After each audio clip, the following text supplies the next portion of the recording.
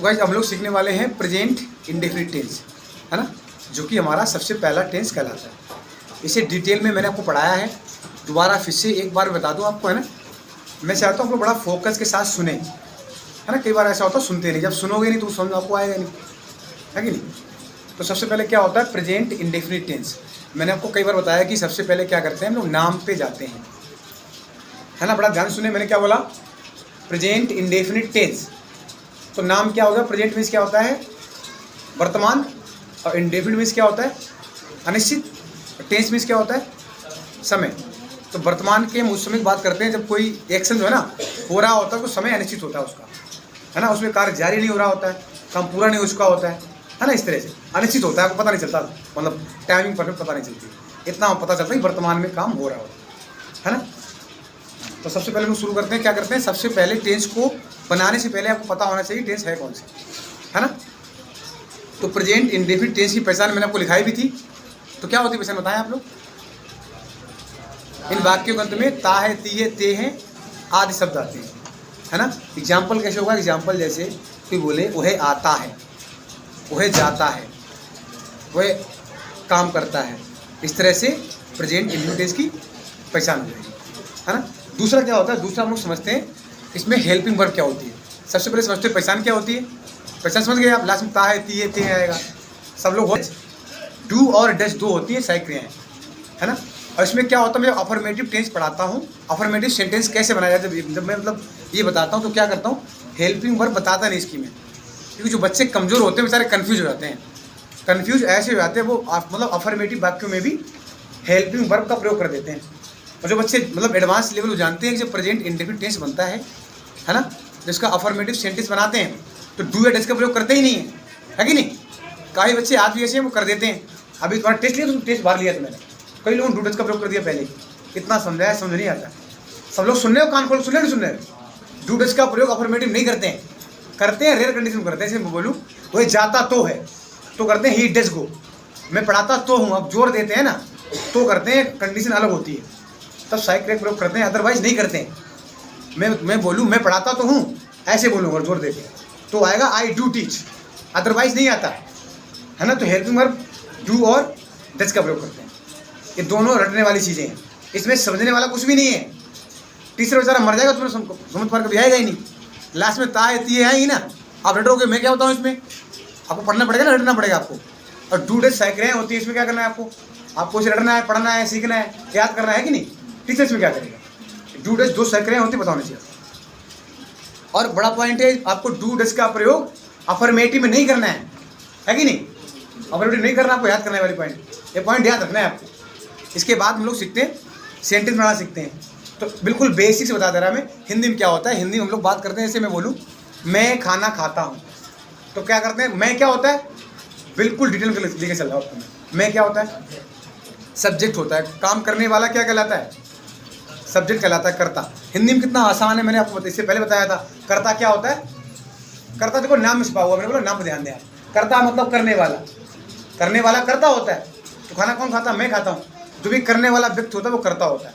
तो हिंदी में सबसे पहले क्या आता है, कर्ता आता है, इसके बाद में कर्म आता है, इसके बाद में क्रिया आती है। मैं खाना कर्म हो गया, खाता हूँ क्रिया होती है, पहले कर्ता आता है, कर्म आता है, फिर क्रिया आती है। हिंदी में जो संरचना होती है, वाक्य का जो स्ट्रक्चर होता है। तो इंग्लिश में क्या होता है, इंग्लिश में बिल्कुल बेसिक समझें आप, जो यूनिवर्सल है। सबसे पहले सब्जेक्ट आता है, फिर वर्ब आती है, इसके बाद में ऑब्जेक्ट आता है। तो सबसे पहले से मैं हो गया, तो मैं क्या होता है, करने वाला कर्ता होता है, आई बोल दिया आपने। फिर आएगी वर्ब, खाना, मैंने बताया वर्ब क्या होती है। अच्छा, बेसिक कॉन्सेप्ट आपका क्लियर होना चाहिए, अदरवाइज सेंटेंस बना नहीं पाओगे आप। कर्ता क्या होता है आपको पता होना चाहिए, कर्ता क्या होता है, काम करने वाला। इसके बाद हम वर्ब, कई लोगों को पता ही नहीं वर्ब क्या होता है। वर्ब क्या होती है, क्रिया होती है। और क्रिया को क्रिया की परिभाषा क्या होती है बताएं आप, क्रिया किसे कहते हैं।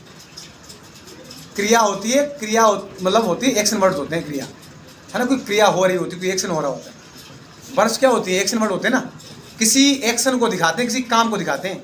कोई क्या काम हो रहा है, कोई क्या एक्शन हो रहा है, या क्या क्रिया हो रही है ना, इसे दिखाते हैं, वो सारे वर्ब होती है। वर्ब में हिंदी में पहचानना है, तो हिंदी में अगर वर्ब में जानना है वर्ब है क्या, तो उसका जो बेस फॉर्म होता है लास्ट में हमेशा ना दिया गया होगा, है ना। इस पॉइंट बड़ा ध्यान सुने, बहुत ज़्यादा मतलब महत्वपूर्ण पॉइंट है। सब में ना आएगा, जैसे जाना हो गया, आना हो गया। आप कोई वर्ब मुझे ऐसी बताएं इसमें ना आता हो, बताओ बेस फॉर्म में, सब में ना आएगा। कर्ता करने वाला वर्ब सब में ना आएगा। कोई एक्शन हो रहा होगा, मैं खाना खाता हूँ, खाना मतलब एक्शन जो करते हैं, खाना हो गया, क्या हो गया, क्रिया। मैं पढ़ाता हूँ, पढ़ाना क्या हो गया, क्रिया। कोई एक्शन हो रहा है ना, वह जाता है, तो जाना क्या हो गया, क्रिया। जिससे लास्ट में हिंदी में ना आएगा और कोई एक्शन हो रहा होगा, है ना, तो इसे बोलते हैं क्रिया। ये समझिए आप। तो सबसे पहले इंग्लिश में कर्ता आता है, फिर क्रिया होती है। तो आई, मैं पढ़ाना बोला था ना, आई टीच, मैं पढ़ाता हूँ। ये मैंने बोला मैं खाना खाता हूँ, कोई दिक्कत नहीं, मैं खाना खाता हूँ। आई और खाना, खाना क्या होती है, ईट, आई ईट। इसके बाद में आता है ऑब्जेक्ट, है ना, जो चीज़ होती है जिसके ऊपर काम हो रहा होता है ना। मैं खाना खाता हूँ तो खाना हो जाएगा ऑब्जेक्ट, तो आई ईट द फूड, इस तरह बनता है ना। तो अब समझ गए सब कर्ता क्या होता है, करने वाला, कर्ता कहते हैं। इसके बाद हम लोग चलते हैं, तो सिंपल हो गया, कर्ता आता है सबसे पहले, फिर क्रिया आती है, इसके बाद में ऑब्जेक्ट आता है। एग्जाम्पल दूँ, जैसे मैं खाना खाता हूँ, आई ईट द फूड, वह जाता है, ही गोज, है ना, इस तरह बात हो जाएगी। अब हम लोग आगे चलते हैं। तो कर्ता भी दो तरह के होते हैं, है ना। कर्ता होते हैं, पहले ये समझना है, इसके बाद में कर्ता दो तरह के होते हैं, ये भी जानना चाहिए। अच्छा, संस्कृत पढ़ते हैं हम लोग तो कर्ता तीन तरह के बताए जाते हैं, नहीं, एक वचन होता है, द्विवचन होता है और बहुवचन होता है, ऐसे पढ़े शायद हमने संस्कृत में। इंग्लिश में क्या होता है, इंग्लिश में कर्ता दो तरह के होते हैं। एक होता है एक वचन कर्ता, दूसरा होता है बहुवचन कर्ता। फिर से आप लोग नाम ध्यान दें। एक वचन कर्ता मतलब एक होता है, इसके बाद एक के बारे में बात करें तो एक वचन कर्ता कहलाता है। ये जानना बहुत अधिक आवश्यक है। अगर तुम्हें ये नहीं पता है ना तो तुम्हारा वाक्य बन ही नहीं पाएगा, है कि नहीं।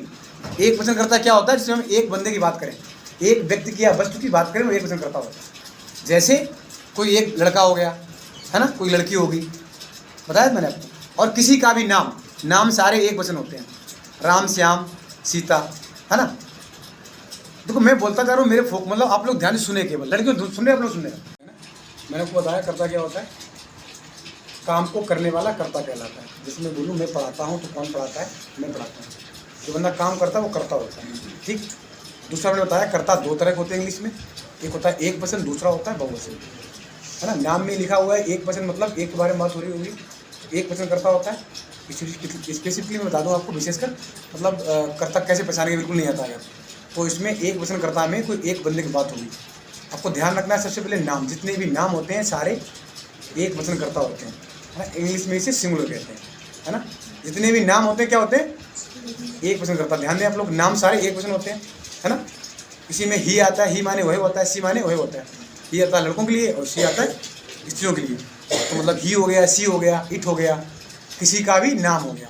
ये सारे कर्ता कैसे हो गए, एक वचन, सिंगुलर हो गए। कोई एक लड़का है, कोई एक लड़की है, कोई एक कुत्ता है, कोई एक कमीना है, इस तरह से मतलब सारे एक होगा बंदा, तो मतलब एक वचन होगा। दूसरा टाइप होता है कर्ता का बहुवचन, है ना। बहुवचन से नाम में ही मतलब पता चलता है, नाम से। बहु मतलब एक से अधिक बंदे होंगे, उसमें एक से अधिक व्यक्ति होते हैं, वस्तुएं होती हैं, तो वो बहुवचन कर्ता कहलाता है। इसमें जैसे एग्जाम्पल, जैसे बॉयज़ हो गया, बॉयज़ लड़के हो गए ना, तो एक से अधिक बंदा है। बॉयज़ हो गया, गर्ल्स हो गई, डॉग्स हो गया, इस तरह से। और बी मीन्स क्या होता है, हम। दे मीन्स क्या होता है, बे। ये सारे होते हैं बहुवचन कर्ता। बहुवचन एक से अधिक होता है, जैसे दे माने बे, दिख रहा है आपको, अच्छी तरह समझ जाओगे आप। हुई माने हम होता है। बॉयज़ एक से अधिक लड़का, लड़के हो गए ना, लुल हो गया। गर्ल्स, ये सारे होते हैं बहुवचन कर्ता। इसमें मैंने आपको बड़ा अलग से बताया था कि इसमें आई और बी जो होता है ना, बहुवचन में काउंट करते हैं। इसे मतलब आप लोग बड़ा ध्यान से सुने, आई और यू, आई यू, ये दोनों ऐसा लगता है दिखने में, या बोलेंगे तो लगता है कि एक बारे में बात हो रही है। मैं बोलूँ मैं पढ़ाता हूँ, तो मैं पढ़ाता हूँ, मैं अकेला पढ़ाता हूँ, अकेला बंदा पढ़ाता हूँ, तो एक वचन होना चाहिए कायदा में। लेकिन अंग्रेज लोग इसे बहुवचन मानते हैं, है ना। बड़ा ध्यान सुने आप लोग, आई और यू को बहुवचन कर्ता माना जाता है, इतना याद रखना। अदरवाइज सारे बहुत सिंपल है, समझ लोगे आप। एक बारे में बात हो रही है, समझ लोगे एक वचन करता है।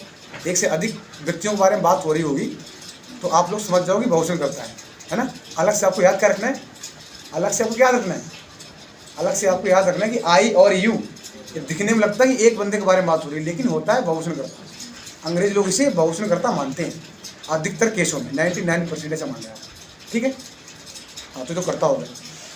इसके बाद क्या होता है, हम लोग जब सेंटेंस को बनाते हैं, है ना, तो सेंटेंस बनाना शुरू करते हैं सबसे पहले। तो सेंटेंस को बनाने से पहले आपको पता होना चाहिए सेंटेंस के टाइप क्या होते हैं। सेंटेंस मैंने इससे पहले बता दिया, शुरू मैंने बताया था क्या होता है सेंटेंस। शब्दों का समूह होता है जिसका एक अर्थ निकलता है, जैसे वह जाता है, 3 शब्द हो गए इसमें, तो एक पूरा वाक्य हो गया। वाक्य के टाइप होते हैं, मेनली मतलब जो मुख्यतः 4 प्रकार होते हैं बाकी के, है ना। 4 प्रकार होते हैं, समझा दूँ आपको। सबसे पहला होता है अफर्मेटिव सेंटेंस, है ना। अफर्मेटिव सेंटेंस क्या होता है? तो गाइस अभी हम लोग सीखने जा रहे थे प्रेजेंट इंडेफिनिट टेंस, है ना। जैसा कि मैंने आपको बताया, आप जानते हैं ऑलरेडी। सबसे पहले हम लोग क्या करते हैं, टेंस सीखते हैं तो सबसे पहले हम लोग जानते हैं उसकी पहचान क्या होती है ना। सबसे पहले हमें पहचानना होता है कि टेंस कौन सा है, और पहचानने के लिए क्या करना होता है हम लोगों को, वाक्य को सुनते हैं, वाक्य के लास्ट में क्या दिया गया है उसे देखते हैं, है ना। तो प्रेजेंट इंडेफिनिट टेंस जो कि हमारा सबसे पहला टेंस है, तो उसे पहचानने के लिए लास्ट में देखते हैं क्या दिया गया। तो प्रेजेंट इंडेफिनिट टेंस में लास्ट में हमेशा क्या होता है, ता है, ती है, ते है, ऐसे शब्द पाए जाते हैं। जैसे आप बोलोगे वह जाता है, वह आता है, मैं पढ़ाता हूँ, वे जाते हैं, वह खाता है ना। तो सारे वाक्यों के अंत में क्या आया, सब में ता है, ती है, ते है आया ना। तो इस तरह के वाक्यों के अंत में ता है, ती है, ते है शब्द पाए जाएंगे, पहली बात, है ना। इसके बाद हम लोग देखते हैं कि इस टेंस में सहायक क्रिया कौन सी यूज होती है। तो सहायक क्रिया कौन सी यूज होती है, इसके लिए आपको उसे याद करना पड़ेगा, है कि नहीं। इसमें 2 सहायक क्रियाएं होती हैं, पहली डज होती है, दूसरी डू होती है कि नहीं। डू डज 2 सहायक क्रियाएं होती हैं, और सहायक क्रिया का प्रयोग करने के लिए आपको पता होना चाहिए कि कौन सी सहायक क्रिया का प्रयोग कब करते हैं। तो हम डू डज का प्रयोग कैसे करेंगे उसे जानने के लिए सबसे पहले पता होना चाहिए कि कर्ता कौन सा है ना। अच्छा, अंग्रेजी भाषा में कर्ता 2 तरह के होते हैं, एक बोलते हैं एक वचन, दूसरा होता है बहुवचन, है ना। जैसे आपने संस्कृत पढ़ी होगी, उसमें कर्ता कितने प्रकार होते हैं, कर्ता उसमें होते हैं 3 प्रकार के, एक वचन होता है, द्विवचन होता है और बहुवचन होता है ना ऐसा। इंग्लिश में क्या होता है, इंग्लिश में कर्ता 2 प्रकार होते हैं, एक वचन होता है, एक बहुवचन होता है ना। तो सबसे पहले आपको पता होना चाहिए कि एक वचन कर्ता क्या होता है। तो गाइस आपने देखा कि कैसे पहचानते टेंस को, लास्ट में ता है, ती है, ते है दिया गया होगा। एग्जाम्पल के तौर पे बोलूँ मैं आपको, जैसे वह जाता है, वे आते हैं, मैं पढ़ाता हूँ, तो सब में लास्ट में ता आया, इससे क्या होगा, आप पहचान पाएंगे टेंस कौन सा है ना। मतलब जब ता है, ती है, ते हैं लास्ट में आए वाक्य के, तो आप समझ जाएंगे कि ये प्रेजेंट टेंस की बात हो रही है ना। इसके बाद हम लोग बात करते हैं सहायक क्रियाओं की। प्रेजेंट इंडेफिनिट टेंस में 2 सहायक क्रियाएं होती हैं, डू और डज, है ना। तो सहायक क्रियाओं का यूज करने से पहले हम लोग जानना होगा कि एक वचन कर्ता क्या होता है, बहुवचन कर्ता क्या होता है, या कर्ता क्या होता क्या है ना। एक वचन कर्ता या बहुवचन कर्ता जानने से पहले हमें पता करना होगा कि कर्ता होता क्या है।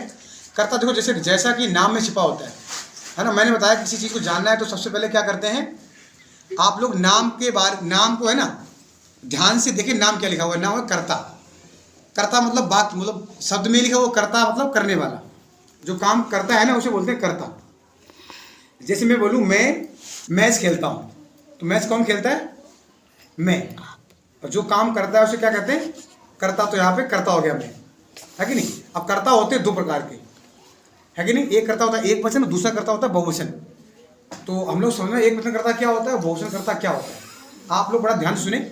एक वचन कर्ता होता है जब एक के बारे में बात की जाती है ना, किसी एक वस्तु के बारे में या किसी एक व्यक्ति के बारे में बताते हैं, तो उसे कहते हैं एक वचन कर्ता। जैसे जितने भी नाम होते हैं ना, सारे नाम क्या होते हैं, सारे नाम क्या होते हैं, एक वचन कर्ता होते हैं। जो भी नाम होगा एक वचन कर्ता होगा। कोई भी नाम एक वचन के बारे में मतलब बात होती है एक बंदे के बारे में। और ऐसे ही हो गया, ही माने वही होता है किसी पुरुष की बात की जाए, अगर सी माने वही होता है किसी स्त्री की बात की जाए। तो सी हो गया, ही हो गया, इट हो गया, कोई नाम हो गया, जैसे कोई एक लड़का हो गया, कोई एक लड़की होगी, सारे क्या होंगे, सारे एक वचन कर्ता होते हैं। हम लोग बात करते हैं कि बहुवचन कर्ता क्या होता है। बहुवचन कर्ता में क्या होता है, जैसे नाम से ही पता चलता है बहुवचन, मतलब बहुत लोगों के बारे में बात की जाती है, एक से अधिक लोगों के बारे में बात की जाए तो उसे बोलते हैं बहुवचन कर्ता। फॉर एग्जाम्पल आप बोलो बे, दे हो गया, वही हो गया, है ना। बहुत सारे लड़के, वाइज हो गया, गर्ल्स हो गया, डॉग्स हो गया, इस तरह से, है ना। ये सारे बहुवचन कर्ता होते हैं। अच्छा, कंफ्यूजिंग पार्ट इसमें होता है कि जो आई होता है और यू होता है। आई और यू 2 ऐसे कर्ता है जो दिखने में लगते हैं कि एक वचन हो, लेकिन अंग्रेज लोग इन्हें बहुवचन कर्ता मानते हैं। तो आई और यू का प्रयोग बहुवचन कर्ता के तौर पर किया जाता है अधिकतर, है ना। 90% केस में इसे बहुवचन कर्ता मानते हैं, है ना। कर्ता हो गया। अब क्या करते हैं हम लोग, इसके बाद हम करते हैं कि आपने पहचान जान ली, है ना। सहायक क्रिया पता चल गई आपको कर्ता पता चल गया, कर्ता एक वचन कर्ता क्या होता है, बहुवचन कर्ता क्या होता है कि नहीं। इसके बाद में हम लोग, तो गाइस हम लोग सीखने वाले हैं कि मतलब सेंटेंस बनाते कैसे, है ना। सेंटेंस को मुख्यतः 4 भागों में बांटा जाता है। जब लोग सेंटेंस बनाते हैं ना, तो मेनली हम लोग 4 तरह के सेंटेंस पढ़ते हैं, है ना। सेंटेंस क्या होता है, वाक्य होता है ना। वाक्य को 4 भागों में बांटा जाता है। पहला होता है अफर्मेटिव। अफर्मेटिव वाक्य में क्या होता है, कोई भी इसमें निगेशन नहीं होता है, कोई भी क्वेश्चन नहीं किया जाता, एक स्टेटमेंट बोला जाता है जो कि सकारात्मक वाक्य होता है ना, उसे बोलते हैं अफर्मेटिव वाक्य। तो इसे बनाने का फार्मूला हम लोग समझते हैं। तो क्या करते हैं, इंग्लिश कैसी भाषा है, इंग्लिश एक ऐसी भाषा है जैसे हिंदी में जब हम लोग बात करते हैं, जब लोग हिंदी में हम लोग बोलते हैं तो सबसे पहले कर्ता आता है, इसके बाद में कर्म आता है, इसके बाद में वर्ब आती है। जैसे मैं बोलूँ मैं अंग्रेजी पढ़ाता हूँ, तो मैं क्या हो गया, कर्ता हो गया। अंग्रेजी एक ऑब्जेक्ट है, कर्म है, पढ़ाना एक क्रिया है, तो सबसे पहले कर्ता आ गया मैं अंग्रेजी, कर्म पढ़ाता हूँ, क्रिया। तो इस तरह हिंदी में हम लोग ऐसे बोलते हैं, पहले कर्ता आता है, फिर कर्म आता है, इसके बाद में क्रिया आती है। और जब हम लोग इंग्लिश में वाक्य बनाते हैं तो सबसे पहले क्या करते हैं, कर्ता आई, इसके बाद में वर्ब आई टीच, इसके बाद में ऑब्जेक्ट आता है आई टीच इंग्लिश, इस तरह बनाते हैं, है ना। ये स्ट्रक्चर आपको पता होना चाहिए, जो बिल्कुल मतलब कमज़ोर बच्चे हैं जो नहीं जाते हैं उन्हें पता होना चाहिए वाला है कि नहीं। सबसे पहले कर्ता आता है, फिर वर्ब आती है, फिर ऑब्जेक्ट आता है, ये यूनिवर्सल स्ट्रक्चर है। तो हम लोग शुरू करते हैं, मतलब अफर्मेटिव वाक्य कैसे बनाते हैं। मैं इसलिए बोल रहा हूँ, बोर्ड इसलिए बता रहा क्योंकि मैंने एक बात बताया कई बार, है ना। प्रेजेंट इंडेफिनिट टेंस आपने पढ़ा है, आपने ऑलरेडी पढ़ा हुआ है, तो एक बार रिपीट करा तो बता दूँ आपको, है कि नहीं, पता चल जाएगा। काफ़ी लोग आता नहीं आता है, आप लोग रिपीट मतलब पहले से लिखा हुआ कई बार बताया मैंने बोर्ड पे आपको, है कि नहीं, सुने केवल ध्यान से आप लोग। प्रेजेंट इंडेफिनिट टेंस में क्या करते हैं, जब अफर्मेटिव वाक्य बनाएंगे हम लोग तो उसका एक रूल होता है, सबसे पहले क्या करते हैं, कर्ता लगाते हैं, है ना। और कर्ता अगर एक वचन, आपको अलग से याद रखना है, केवल प्रेजेंट इंडेफिनिट टेंस में ऐसा होता है, कर्ता अगर एक वचन हो तो उसकी मेन वर्ब में ऐसा ईएस लगाते हैं, है कि नहीं। और कर्ता अगर बहुवचन हो तो ऐसा ईएस नहीं लगाते हैं, सिंपली मेन वर्ब की फर्स्ट फॉर्म का प्रयोग करते हैं। एग्जाम्पल के तौर पे मैं बोलूँगा, जैसे बे काम करते हैं, तो बे क्या हो गया, बहुवचन हो गया, एक से अधिक बार बात हो रही, तो दे वर्क बहुवचन है तो इसमें ऐसे ईएस नहीं आएगा, दे वर्क हो जाएगा। यही बात मैं बोलूँ वह काम करता है, तो वह क्या होता है, एक वचन करता होता है, तो ही और काम करना वर्क बोलते हैं तो इसमें ऐसा आ जाएगा, ही वर्क्स, इस तरह बनेगा वर्क, है ना। तो आपको पहचानना है कि मतलब एक वचन करता क्या होता है, बहुवचन करता क्या होता है। जब तक आपको ये नहीं पता कि एक वचन करता क्या होता है या बहुवचन करता क्या होता है, आप लोग बात बना नहीं पाएंगे, है कि नहीं। एग्जाम्पल और दे रहा हूँ मैं, जैसे मैं बोलूँ राम स्कूल जाता है, तो राम क्या है, किसी का नाम है, और किसी का नाम क्या होता है, एक वचन करता होता है। जब एक वचन करता किसी का नाम है तो फिर वर्ब में ऐसा ऐसा आएगा, तो राम गोज ऐसा आ गया, राम गोज टू स्कूल ऐसे करके। यही बात बोलूँ मैं स्कूल जाता हूँ, तो आई को या मैं को वो लोग प्लूरल मानते हैं, अंग्रेजी में प्लूरल माना जाता है, मतलब बहुवचन माना जाता है, तो आई गो टू स्कूल, इसमें एस नहीं आएगा, इस तरह से ना, आई गो टू स्कूल। ऐसे मैं बोलूँ तुम पढ़ते हो, तो तुम होता बहुवचन करता तो क्या हो जाएगा, यू रीड। मैं बोलूँ राम पढ़ता है, राम रीड्स, इस तरह से। लड़के खेलते हैं, बॉयज प्ले, और लड़का खेलता है तो द बॉय प्लेज, इस तरह से, ठीक है।